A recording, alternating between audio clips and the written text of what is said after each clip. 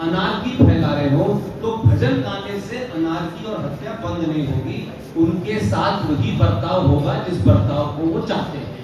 इसलिए बंदूक से ही शांति स्थापित होगी। तो उस समय के राजा या उस समय के मुख्यमंत्री की ये ड्यूटी है कि अगर लोग कत्लेआम कर रहे हैं तो करने वालों को उसी भाषा में जवाब दोगे तो कत्लेआम बंद होगा। पूजा पाठ और भजन से नहीं होगा। तो राजा ने अपना धर्म पूरा किया और अटल जी ने अपना धर्म पूछा, उसने धर्म बता दिया।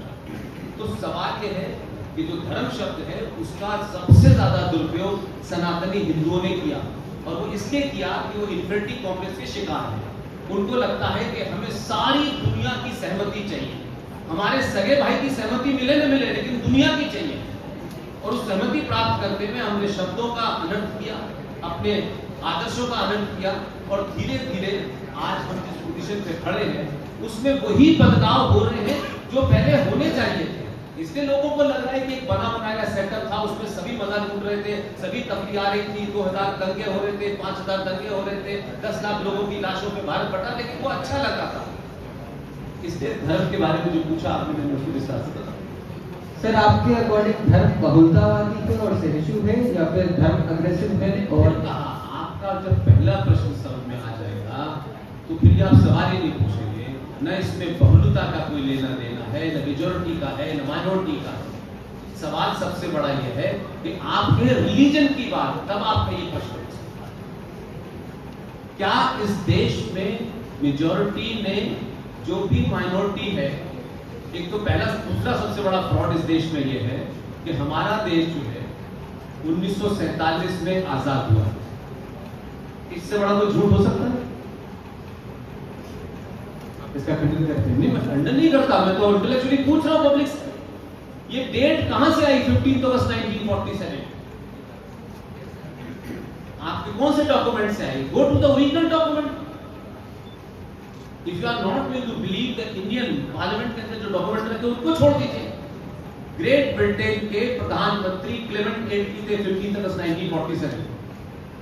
जाइए और सर्च कर लीजिए क्लेमेंट एटली 15 अगस्त 1947 को अपनी कैबिनेट की मीटिंग में जो लिख रहे हैं उसको भारत पढ़ना नहीं चाहता।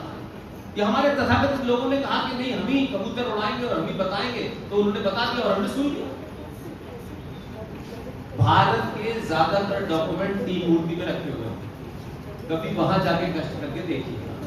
15 अगस्त 1947 को क्लेमेंट एटली ने अपनी कैबिनेट की मीटिंग में लिखा है, it was a transfer of power. ये सत्ता का हस्तांतरण है, और सत्ता का हस्तांतरण आजादी नहीं होता।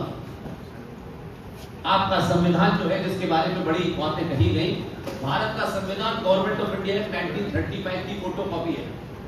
उसमें कुछ ऊपर नीचे किया है, और जो कुछ काम उस जमाने अच्छे हुए थे बाद में उनको निकाल भी दिया गया। सर, आपसे निवेदन है कि आप सर की बातों का प्रश्न की तैयार नहीं, आप सीधे सीधे अपनी टिप्पणी पेश कर सकते। जो आयुष ने प्रश्न किया वो संविधान और धर्म की बात। इस संविधान में आज क्या धर्म की प्रासंगिकता है, ये आपका प्रश्न था। मैं ज्यादा गोलमोल ना घुमा के सीधे आऊंगा, क्योंकि मैं लॉ का छात्र हूं, तो बात मैं उसी दायरे में करूंगा। हिंदू के तौर पे मैं पैदा हुआ, इसमें मेरा कोई कंट्रोल नहीं था, लेकिन आज मेरा धर्म इस भारत का संविधान है। क्यों? जो भी वैल्यूज की बात करते हैं या जो भी हमारी कॉन्स्टिट्यूएंट असेंबली में डिस्कस हुआ, अभी आयुष ने कहा कि बहुलता, या तो भाषा ही अल्पसंख्यकता है हमारे पास, या रिलीजियस। तो कैसे इसको गूंथा जाए, ये हमारे कॉन्स्टिट्यूशन असेंबली के लोगों के सामने सारी चिंताएं थी। देश आजाद 15 अगस्त को हुआ, उस पर आज हम डिबेट कर रहे हैं। ये बहुत भावनात्मक मुद्दा बना के और इस तरीके से करने की जो एक शैली इस दौर में चल गई है कि ऐसे चीजों को आप झुटलाएं, आइडियल्स को झुटलाएं। जब भी टकराव धर्म और संविधान में होगा, मोनिका जी मैडम ने बहुत अच्छे से अपने वक्तव्य में उसको बता दिया था कि संविधान ही सर्वोपरि होगा। कोई धर्म सर्वोपरि नहीं है, प्रेसिडेंट सर्वोपरि नहीं है, सुप्रीम कोर्ट सर्वोपरि नहीं है। इस देश का संविधान सर्वोपरि है। और जब मोनिका मैडम ने आर्टिकल 25 की बात कही, अब देखिए, जब आप ये बोलते हैं कि धर्म की स्वतंत्रता, धर्म से भी स्वतंत्रता है, कोई किसी धर्म को माने ना माने उसकी अपनी स्वतंत्रता है, उसको भी यहां मौका दिया गया है, सारी बातें इंक्लूड करी गई हैं। तो संविधान जो एक कॉन्ट्रैक्ट है इस देश के लोगों के, क्योंकि लोग ही संप्रभु हैं और वो संप्रभु नहीं है। तो धर्म को व्यवहार मानते हुए, लेकिन धर्म को अगर मंचों पे प्रपंच रच के ये कहा जाएगा कि वो धर्म में मैं हिंदू की बात कर रहा हूं, तो आप या तो संविधान को नकारना चाहते हैं, या कोविड जैसे पीरियड में कुछ लोग जाके सुप्रीम कोर्ट में ये बात ऐड करते हैं कि टर्म सेकुलर और ये सोशलिस्ट कहां से आ गया। ऑलरेडी जजमेंट हो चुके हैं उस पर। अभी 2019 के आसपास सुब्रमण्यम स्वामी और दूसरे लोगों ने इस चीज को चैलेंज किया, फिर व्याख्या की जाती है कि धर्म एक व्यवहार है। लेकिन मंचों से जो चीजें आप लोगों तक पहुंचाई जा रही हैं वो इस तरीके से कि धर्म मतलब बहुसंख्यकों का धर्म, और बहुसंख्यक यदि अपने अल्पसंख्यकों का विश्वास नहीं जीत सकते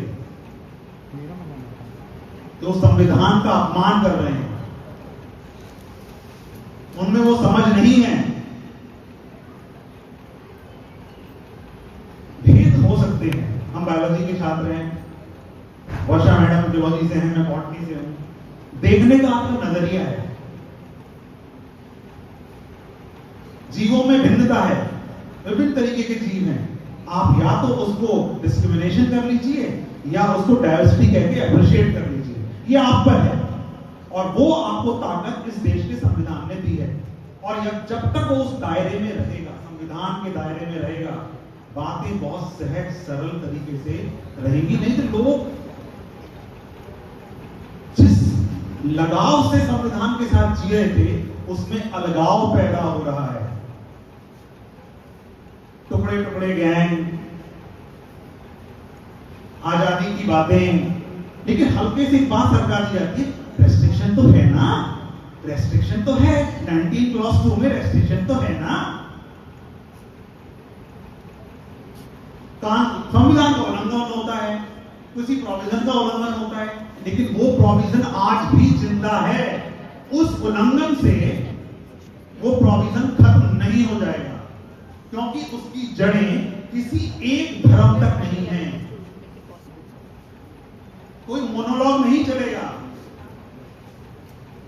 धर्म पर पाकिस्तान डेमोक्रेसी इधर उधर रहती है, बांग्लादेश डेमोक्रेसी इधर उधर रहती है, हिंदू राष्ट्र नेपाल इधर उधर रहती है।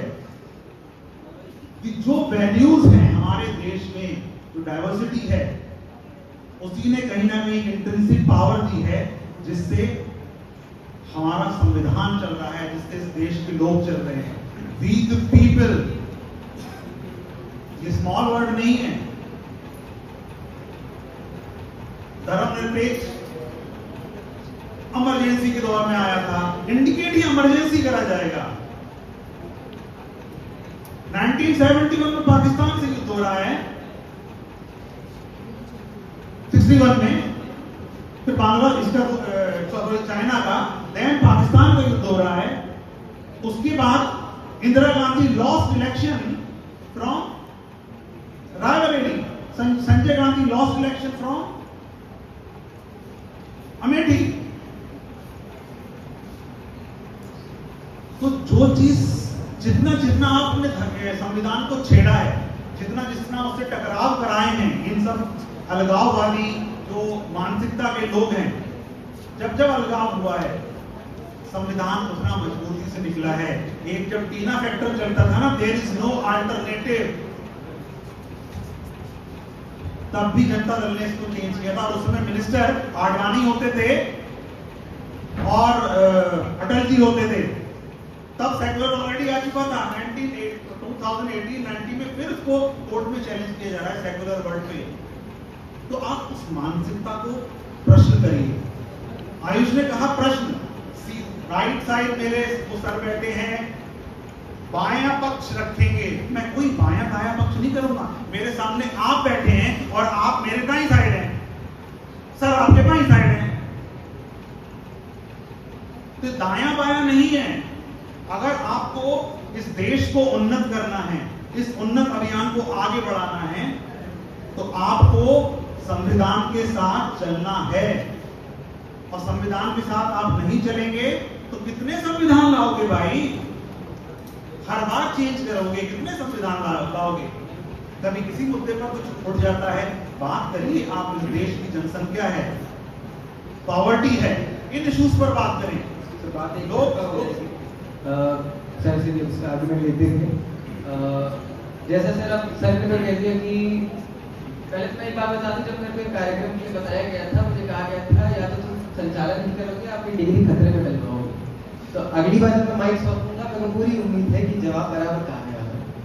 तो सर ने जो प्रश्न खड़े किए वो ये है कि आज भी लगभग 75-76 साल के बाद क्या बहुसंख्यक लोग अल्पसंख्यकों का सम्मान लेना या आपसी सामंजस्य नहीं बना पाए हो।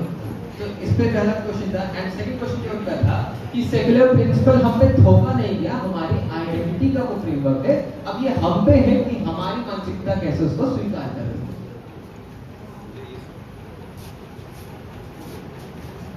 बात समझ में नहीं आई। संविधान बदलने, संविधान को तोड़ने, संविधान को फेंकने, बहुसंख्यकवाद, ये सारे सवाल जो उन्होंने उठाए, मेरा तो जवाब थे ही वो न। मैंने कहा कि सेकुलर शब्द को खत्म कर दो, मैंने तो ये कहा कि सेकुलर शब्द का जो अनुवाद किया गया है धर्मनिरपेक्ष, वो गलत है। मैं तो उस पर नहीं कह रहा कि भाई बाकी लोग नहीं है और मेजोरिटी वाले हैं और एक तरफा है और मंचों से डायरेक्टिव बनाया जा रहा है और नैरेटिव के, ये तो एक पॉलिटिकल भाषण थे भाई साहब ने हमारे। मैंने धर्म की, इन्होंने मुझसे परिभाषा पूछी, मैंने कहा धर्म का मतलब होता है कर्तव्य, क्योंकि मैंने कहा सेकुलर शब्द जब आया तो ये कहां से आया, 1976। मैंने तो कभी आज तक किसी डिस्कोर्स में नहीं कहा कि सेकुलर शब्द को हटा दो। मैंने कहा सेकुलर शब्द का जो आम भाषा के अंदर लोगों को पता है, उसका मतलब होता है कि धर्मनिरपेक्ष देश। धर्मनिरपेक्ष होगा तो अनार्की फैल जाएगी, हर आदमी अपने कदम टीचर पढ़ाएगा नहीं, फौजी लड़ेगा नहीं, सब अपने अपना काम छोड़ देंगे ना। अब तो कर्तव्य की मैंने शब्द की व्यवस्था की, मैंने तो नहीं कहा हटाओ या बताओ। मेरे कहने से न मैं इस बात के खिलाफ हूं, फिगर में हूं कि इसको रखना चाहिए, क्यों नहीं रखना चाहिए। सवाल ये है कि भाई ये जब वक्त कॉन्स्टिट्यूशन असेंबली में जब बहस हो रही थी, तब भी ये शब्द आया था, तब भी अम्बेडकर ने कहा कि शब्द सेकुलर से भारत सेकुलर नहीं होने वाला। भारत अनादिकाल से सेकुलर है, अनेक जातियां, अनेक पंथ, एक मत यहाँ आए। आज तक कभी ऐसा नहीं हुआ कि एक पंथ ने दूसरे पंथ को इसलिए मारा कि उसका सोच अलग है, उसका विचार अलग है। भारत का संविधान ऑलरेडी सेकुलर है, लेकिन 76 में डाला गया, उसमें भी कोई विवाद नहीं। लेकिन मैं तो उसका सिर्फ इतना ही कह रहा हूँ कि हम अगर नॉर्मल भाषा में बात करते हैं, भाई ये सेकुलर है, ये कम्युनल है। सेकुलर शब्द का हिंदी अनुवाद गलत हुआ है, इसलिए पंथ निरपेक्ष है, धर्म निरपेक्ष एक अलग चीज है। पहली बात तो ये। दूसरी बात मैं ये कहना चाहता हूँ कि संविधान से देश चलेगा, इसको कौन रोक सकता है। संविधान में 85 बार अमेंडमेंट हुए, अपने स्वार्थ से हुए, लोगों ने उस समय काल परिस्थिति और दुनिया के संविधानों में परिवर्तन होते रहते हैं। जो 70 का या 60 में हालात थे, आज दूसरे हालात थे, आज दूसरे अमेंडमेंट हो गए, कुछ चीजें जोड़ी जाती है, कुछ चीजें बदली जाती है। तो एक प्रोसेस है, कौन क्या बदलता है नहीं बदलता, उसके आप पॉलिटिकल डिबेट करिए। I am not bothered, I am representing any political party. तो मेरा कहना है मेरे भाई कि जितनी बातें उन्होंने कही कि नैरेटिव बनाया जा रहा है, जो बना रहे हो जाते हैं। मैं तो सिंपल सेकुलर शब्द का हिंदी अनुवाद बता रहा था, और हिंदी अनुवाद में ये शब्द गलत है कि पंथ धर्मनिरपेक्ष होना चाहिए। धर्म हमारे यहाँ कर्तव्य का मतलब होता है, पूजा पाठ नहीं होता। हम कहने लगे हैं इसलिए उससे ऐसा लगने लगा है कि सब बराबर। हमारा पंथ है, ये पंथ है, ये पंथ है, ये पंथ है, वो होगा। सब अपनी पूजा पद्धति करते हैं, सब अपनी अजान दे रहे हैं, नमाज पढ़ रहे हैं, कोई चर्च पे जा रहा है, कोई रोक रहा है क्या? इस देश में किसी की इसलिए हत्या करने के नमाज पढ़ रहे हो, इस देश में हत्या करने के लोग चर्च पे जा रहे हैं। लेकिन सवाल यह है कि जब आज की भारत के अंदर हम जो बात करेंगे तो हमारे यहाँ छोटी छोटी बातों पर आजकल हेट स्पीच हो रहा है और हेट स्पीच पे बड़ी बड़ी चीजें होने लगती हैं। अब मैं अगर आपको 5 वक्त खड़े होकर के, क्योंकि लोग जानते नहीं है चक्कर है कि बहुत सारे 2-4 लोगों से दोस्ती हो जाती है, फिर उसी को ये ज्ञान समझ लेते हैं, उसी को समझ लेते हैं यही इस्लाम है। अरे इस्लाम को क्रिटिकल, हम गीता में, रामायण में 350 बार हमारे यहाँ सवाल होते हैं, हमारे यहाँ तो कोई सवाल ही नहीं है। हमने तो कोई गीता में, रामायण में हमने कोई ऐसी बात नहीं लिखी हुई है जिससे लगता हो कि दूसरा हट हो जाए। तो सवाल यह है कि जो 5 बार अजान दे रहे हैं एक सेकुलर स्टेट पे दे रहे हैं, जहां 2% से 42,000 पारसी से लेके 82 करोड़ हिंदू भी रहते हैं, जो अलग अलग मत के मानने वाले हैं। हर एक का अपना मत है, वो माने, इसमें कोई दिक्कत नहीं। लेकिन एक आदमी एक मजहब सुबह से लेके शाम तक 5 बार अजान देता हो, अजान से किसी को दिक्कत नहीं, बट वो अजान में कह क्या रहा है? अगर आप नहीं उसको समझ पा रहे तो ये आपकी प्रॉब्लम है। वो क्या कहता है अजान में? अगर ये मैं कहने लगूं तो बहुत से तथाकथित लिबरल जो सो कॉल्ड आजकल है ना, वो फौरन के साथ ये तो देखिए बहुत गलत बात, इस देश में मुसलमान भी रहते हैं, पारसी भी रहते हैं, आप ये बात सड़कों पे चिल्ला के नहीं कह सकते, तब ये हेट स्पीच हो जाएगा। लेकिन आपको जानकारी नहीं है, आप उस लैंग्वेज को जानते नहीं है, ना आपने अरबी पढ़ी है, ना उर्दू पढ़ी है, ना इस्लाम पढ़ा है, लेकिन आपको लगता है क्योंकि आपको अच्छा दिखना है समाज में। 5 बार भारत जैसे देश में जहां कई हजार किस्म के मत रहते हो, सब अपनी अपनी पद्धति को पूरा करते हो, 5 बार खड़े होकर के अजान में ला इलाहा इल्लल्लाह मुहम्मद रसूलुल्लाह, इसका अर्थ है अल्लाह के सिवा किसी दूसरे की पूजा नहीं हो सकती। Can somebody translate in Hindi? खड़े होकर के 5 बार चिल्लाए कि भगवान राम के अलावा किसी की पूजा नहीं हो सकती। सडनली लोगों को हेट स्पीच लगने लगे। टॉप एकेडमिकली पॉलिटिकल लड़के झटके से कोई फर्क नहीं पड़ता है, वो देते रहिए मुझे प्रधान पॉलिटिकल मैन। और कुरान मैंने भाईजान से सुना नहीं है, जिस मदरसे से आया हूं कंपलसरी था, 5 वक्त की नमाज कंपलसरी थी, पढ़ के आया हूं कुरान में। आजकल होता है भाईजान से 1 मिनट दोस्ती हुई, उन्होंने भाईजान ने बताया इस्लाम ऐसा, बस लोग उसी को गाने लगते हैं। एकेडमिक बात करो तो एकेडमिक बात, पॉलिटिकल बात का कोई लेना देना नहीं। उन्हीं के कुरान के सूरह नंबर 9 आयत नंबर 5 में लिखा हुआ है, अगर मैं ये मानता हूँ ये मेरे भाई है, ये भी वैसे ही है जैसा मैं हूँ, और वो अपनी किताब में अमल करते हैं, उनको अमल करना चाहिए अगर कोई ईमान के पक्के है। सूरह नंबर 9 आयत नंबर 5 ये फरमाती है कि जो मेरे अल्लाह और अल्लाह के रसूल पर विश्वास न लाए उसका कतल जस्टिफाई है। Are you ready to take it in this country? हाँ, इस्लामिक स्टेट हो वहां को कुछ भी करें, यहाँ तो 42,000 पारसी भी रहते हैं ना, वो तो नहीं मानते, वो तो अल्लाह को उनका यकीन नहीं, उनके रसूल पर उनका यकीन नहीं, तो ऐसे पर तो कुरान सूरह नंबर 9 आयत नंबर 5 के हिसाब से तो कत्ल हो जाना चाहिए। मेरा सिर्फ इतना ही कहना है, कौन क्या करता है, सब तरक्की करें, इस देश में राष्ट्रपति भी बने, गृह मंत्री भी बने, गवर्नर भी बने, सबको ही रोक रहा है क्या किसी के लिए? मुसलमान इसलिए इसको नहीं बनना चाहिए, बनो, कौन बनेगा? That is not a problem भाई, एकेडमिक बात करें। Thank you.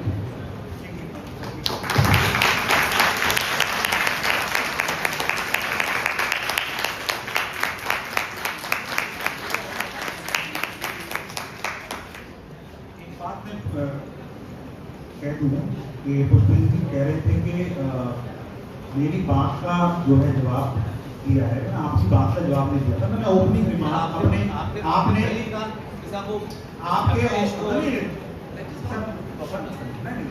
मैंने अपनी बात रखी है पहले ओपनिंग रिमार्क के तौर पर, और दूसरा अगर आप ये बोल रहे हैं, आपने कहा कि कुछ भी जवाब किया था, आपको इंटरप्ट कर रहा, लेकिन आप गलत कोई बात नहीं, मैं ये बात जो आप बोल रहे हैं, देखिए ऐसा है, ऐसा होना चाहिए, जो आप इस पर हैं, तो क्या चाहते हैं आप? किसने कहा क्या चाहते हैं भाई? हमारे चाहने से क्या मतलब है भाई? संविधान है, संविधान है, चलेगा तो वोट कर दिए, संविधान है, संविधान चलेगा, संविधान कराएगी, लेकिन ये आप जो मैंने जहां से चीज स्टार्ट करी वही बात कन्वर्ट करने लगती है, मुझे प्रूफ नहीं देना है, वही चीज कन्वर्ट करने लगती है। संविधान में एक सेकंड, जस्ट 2 और आप संविधान में जब संविधान बन रहा था तो आरएसएस और बीजेपी और विश्व हिंदू परिषद नहीं थी, न संविधान बनाने में थी, न संविधान के बाहर थी। मैं हिंदू हूं नहीं हूं, कट्टर हूं नहीं हूं, दैट्स ए डिफरेंट इशू। जब संविधान सभा कंप्लीट हो गई, मुझे लगता था कि मोनिका जी इस पॉइंट को छुएगी, लेकिन क्योंकि वो छोड़ गई इसलिए वो बोल रहा हूं उस बारे में। जब संविधान सभा की मीटिंग कंप्लीट हो गई, संविधान ऑलमोस्ट कंप्लीट हो गया, सारे पैरा वैरा जो कुछ थे, तब डॉक्टर राजेंद्र प्रसाद जो संविधान सभा के अध्यक्ष थे, डॉक्टर भीमराव अंबेडकर जो ड्राफ्टिंग कमेटी के चेयरमैन थे, उन दोनों के बीच में एक ही लाइन पे बात हुई और उस लाइन ने कितनी बड़ी लाइन खींची। न मैं था उस वक्त, न मैं जानता था, सारा ओरिजिनल डॉक्यूमेंट से कोट करके आपको बता रहा। दोनों में हुआ कि भाई इस पे लिखा है India that is Bharat, but ये संविधान इंडिया है, इसमें भारत नहीं दिखाई देता। और यहां से बात चली और उन दोनों लोगों के बीच में हुआ कि इसमें भारत कैसे लाए। तो जो कुछ कानून बना था वो तो अपनी जगह था, संविधान सब कंप्लीट हो गया। उस परिवार के लोगों की कल कोई बंगाल में उनकी डेथ हुई उनके भाई की किसी, बंगाल में एक बहुत बड़े आर्टिस्ट थे, उन आर्टिस्ट को बुलाया गया और उनको संविधान की कॉपी दी गई और उनसे कहा कि संविधान को के सारे चैप्टर्स को पढ़िए और इन चैप्टर्स को पढ़ने से हजारों साल की जो भारत की संस्कृति है, सभ्यता है, जो हमारी मान्यताएं हैं, जो परंपराएं हैं, जो आस्थाएं हैं, उसको हम इसमें कैसे इंक्लूड कर सकते हैं। And time was too less. तब दोनों ने मिलकर के कलकत्ता के अंदर शांति निकेतन में एक बहुत बड़े आर्टिस्ट थे जिनका नाम था नंदलाल बोस, उनको बुलाया गया, उनको संविधान की कॉपी दे दी और वो भी कोई विश्व हिंदू परिषद आरएसएस के नहीं थे, उनको दी गई, कहा आप इसको पढ़िए। और उनके साथ में एक लड़का जिसका नाम राम मनोहर सिन्हा था, जो जबलपुर के रहने वाले थे, 2010 में उनका देहांत हुआ और ये सारी रिकॉर्डिंग मुझे उन्हीं से मिली है, जबलपुर में। राम मनोहर सिन्हा की उम्र 21 साल की थी और उन दोनों ने मिलकर संविधान के हर चैप्टर को पढ़ा और उनके दिमाग में आया कि इस चैप्टर में हम कौन सा ऐसी तस्वीर डालें, कौन सी ऐसी चीज लगाएं जिससे लोग कनेक्ट करें कि भारत 1947 में नहीं पैदा हुआ है, लोगों को लगता है कि 1947 में पैदा हुआ है। तब उसी संविधान के पहले पृष्ठ पर संप्रेमित जहां है, वहीं पर जो बनारस के अंदर ज्ञान व्यापी आप सुन रहे हो ना बहुत ऐसे, उस ज्ञान व्यापी के सामने जो 400 साल पुराना नंदी है, बंगाल के पहले पृष्ठ पर नंदी की तस्वीर है। उसी संविधान के 5वें पृष्ठ पर राम की, सीता की, लक्ष्मण की तस्वीर है। उसी में शिवाजी है, उसी में रानी लक्ष्मीबाई है। कुल मिलाकर के 22 चित्र लगाए गए। उस वक्त कोई हिंदूवादी नहीं था, कोई किसी को बदलने वाला नहीं था और वो संविधान बना, संविधान में तस्वीरें आई और उसके कुछ दिन के बाद संविधान से वो तस्वीरें निकाल दी गई। इतने ही हुआ। कुछ लोग आधी अधूरी बात समझते हैं, इसलिए इस पे ये डिबेट हो रही है कि आज का प्राइम मिनिस्टर जो है वो हिंदूवादी है, फलानावादी है, दिवाकावादी है। ये कर सकते हो आप, पॉलिटिकल नजरिया हो सकता है। और उसके बाद में जो अभी मुझे बताया गया कि जब आपने अपना प्रोग्राम शुरू किया तो वंदे मातरम बजा, तो वंदे मातरम के बारे में कितने लोगों को ये बात पता है?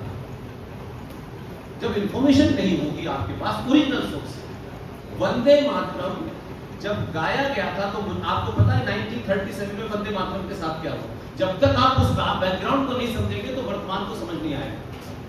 वंदे मातरम 1937 में कांग्रेस पार्टी के मुसलमान, दूसरी पार्टियों के मुसलमान जो लोग थे उस आंदोलन में, उन्होंने ये प्रश्न उठाया कि हम वंदे मातरम नहीं गा सकते, इस्लाम के अंदर सिवाय अल्लाह के अलावा किसी के सामने सर नहीं झुकाया जा सकता।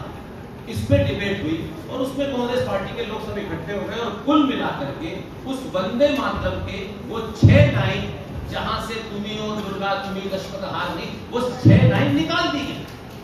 फिर ना मुझे उस पे भी डिबेट, 30 सेकंड की बात है, निकाल दी गई, ऑन रिकॉर्ड है। लेकिन जब भारत की संसद में पहली बार ये हुआ, जब नेहरू जी ने सरदार पटेल से कहा कि कल 15 अगस्त को जब मैं आजादी की घोषणा करूंगा तब भारत की संसद में वंदे मातरम बजना चाहिए। और सरदार पटेल हार्डकोर कांग्रेसी थे। सरदार पटेल ने अपने सारे संपर्कों से गृह मंत्रालय के 4 लोग लगाए और देश के अंदर एक बहुत बड़े संगीतकार है जिसका नाम हम लोग नहीं जानते, ये जनरेशन नहीं जानती क्योंकि ऐसे लोगों की बात कम होती है हमारे। तब उन्होंने उनसे संपर्क किया तो रात के 2 बजे पता चला कि वो संगीतकार मुंबई में नहीं है, मद्रास में है। और सुबह 4:30 बजे वहां से फोन आया और फोन पे पटेल साहब ने खुद बात की और उन्होंने सिर्फ इतना ही कहा कि देश की सरकार ये चाहती है कि कल जब आजादी की घोषणा होगी तो संसद में वंदे मातरम बजना चाहिए। उस महान आत्मा का कन्वर्सेशन सब अवेलेबल था। चीजें छुपाने से ऐसा है नहीं कि कुछ तो किताबें 3 मूर्ति से ट्रक भर के सामान ले जाएंगे तो चोरी हो जाएगा तो पकड़ा नहीं जाएगा। सब चीजें अवेलेबल है, ऐसा नहीं है। बहुत सारे लोगों ने बहुत कुछ रिप्रिंट करा के रखा हुआ है। और वो आदमी रात में उन्होंने टेलीफोन पे बात की सरदार पटेल से। उन्होंने कहा मेरी एक शर्त है, मैं आऊंगा वंदे मातरम गाऊंगा, लेकिन मैं खंडित भारत में खंडित वंदे मातरम नहीं गाऊंगा। सरदार पटेल ने उनको एरोप्लेन से बुलाया, वो आए। दूसरे दिन 17 तारीख को जब पंडित नेहरू भाषण दे रहे थे आजादी का, उसके बाद जब मंच पे उनको बुलाया गया तो उन्होंने 22 पंक्तियों का पूरा राग में आजाद भारत की संसद में वंदे मातरम गाया। लोग उनका नाम नहीं जानते, अगर आप हिस्ट्री नहीं जानते, नाम नहीं जानते तो ये इनकी प्रॉब्लम हो सकती है। उस संगीतकार का नाम था पंडित ओमकार नाथ ठाकुर और दूसरे दिन सुबह 10 बजे ऑल इंडिया रेडियो से वो बचा। यहां तक बात खत्म हो गई। फिर किसने वंदे मातरम दोबारा से आधा गाना शुरू कर दिया? आजाद भारत की संसद में ये फैसला हुआ, नेहरू जी सब बैठे हुए थे और वक्त तो इसी उनकी मेजॉरिटी थी। फिर उसको किसने खामोशी से आधा गाना शुरू कर दिया? किसने हम कर दिया? इस पे चर्चा नहीं होनी चाहिए। भाई किसी पार्टी का मामला नहीं था ना, संसद का मामला था। तो सवाल यह है कि उनमें से चित्र भी गायब कर दिए गए, आधा वंदे मातरम भी गायब कर दिया गया। अब इस सरकार के एक नेता ने आके कहा कि भाई वंदे मातरम पूरा गाया गया था, अब संसद में पूरा गाया जाएगा। कुछ लोग कह रहे हैं तो कम न मानती है। तो वही काम जो गलत तरीके से हुए थे उसको सही तरीके से कर दिया। वही चित्र, जिन 22 चित्रों की बात कर रहा हूँ, भारत में नया संविधान की कॉपी मैं तो सोचता था आज लेके आता, मुझे नहीं पता था ये बात थी। मेरे पास दोनों बड़ी कॉपी है, फुल साइज की, हाफ साइज। इस सरकार ने उस दौर में जो काम हुए थे उनको दोबारा से वापस किया है। सारे 22 चित्रों के बाद आज सारा संविधान अवेलेबल है मार्केट के अंदर। वंदे मातरम पूरा गाया जा रहा है, अभी 4 दिन पहले हुआ है। तो ये नहीं हो सकता कि वंदे मातरम को किसी को तकलीफ है तो उसको हटा दो। तो अपनी जगह आप नहीं गाना चाहते मत गाइए भाई, और कह रहे हैं कि आप गाओ, लेकिन ये को कि नहीं हमारी आस्था के खिलाफ है इसलिए हटा दो। तो कल आपकी आस्था तो बहुत सारी चीजों पर मिलाएगी ना। आपसे तो किसी ने नहीं कहा कि आपकी फला चीज हमारे खिलाफ है तो इसे हटाइए। हमने तो नहीं कहा कुरान मजीद में नुक्ता ऊपर कर दीजिए, नीचे कर दीजिए। हमने तो नहीं कहा आयतों को बदल दीजिए। आपकी क्या है? सर आपको नहीं लगता आपकी बातें बहुलतावाद की एक बहुत बड़ी निशानी? बहुलतावाद की निशानी भाई मैं कह रहा हूँ, संसद में मैं नहीं था ना, संसद में पटेल थे, नेहरू थे, तमाम लोग थे। तो भाई उन्होंने कहा बहुलतावाद की बात? मैं तो संविधान के साथ जो होगा मैं तो उसकी बात कर रहा हूँ। बहुलतावाद कहां से आ गया भाई? कोई हिंदू राष्ट्र घोषित करने की बात कर रहे हैं। भारत की संसद के अंदर जो हुआ था उस वक्त तो हम थे नहीं भाई।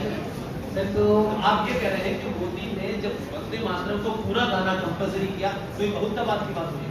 हाँ, कि मतलब गाया तो हमने भी पूरा है, लेकिन क्योंकि आपने ये छोड़ दिया चॉइस पे कि वंदे मातरम जिनको नहीं पसंद ना है। नहीं, मैंने ये कहा कि भाई संसद की चीज को तो मानना ही पड़ेगा ना। 302 अगर कानून है मर्डर का तो इसलिए कि नहीं साहब ये दूसरे लोग कानून तो मानोगे नहीं यार मेरे भाई। वो कोई इस सरकार ने शुरू किया हो तो चलो समझ में आता है कि इस सरकार का कोई हिडन एजेंडा है। ये तो उस सेकुलर सरकार, हार्डकोर सेकुलर सरकार, इस देश में सेकुलरिज्म के सबसे बड़ा फेस नेहरू जी के जमाने हुआ है। संसद से ही पारित एक एक्ट है प्लेसेस ऑफ वर्शिप एक्ट, तो फिर क्या आप उसको मानेंगे? मैंने कहा कि ये आज की संसद की बात करें, इससे वहां की बात करते हैं। संसद से पारित हुआ है तो कानूनन हुआ होगा, तो फिर मानोगे कि नहीं मानोगे? या तो कहोगे हम संसद से चॉइस के हिसाब से मानेंगे, चॉइस के हिसाब से नहीं मानेंगे। ऐसा तो नहीं हो सकता। तो मतलब मानने की बात नहीं होता। अगर संसद ने भी कानून बनाए तो मानना तो पड़ेगा ना मुझे। तो पहली संसद ने जो बनाया वो सही है, बाकी पे चर्चा करें। कहा कि भाई सरकारें चीजें पलट करती है तो सिविलाइजेशन बात करना भाई, आप रोज कानून बनाओ। सर आप तो मॉडरेटर हैं, प्रश्न के उस पर आ गए। देखिए कितना भी हम इधर उधर चले जाएं, सर ने चॉइस रखी ना आप तो। हाँ चॉइस नहीं है। बात ये है कि जब मैंने बोला ना एक वर्ड बोला 25 में भी लिख रहा है कि right freedom to art religion.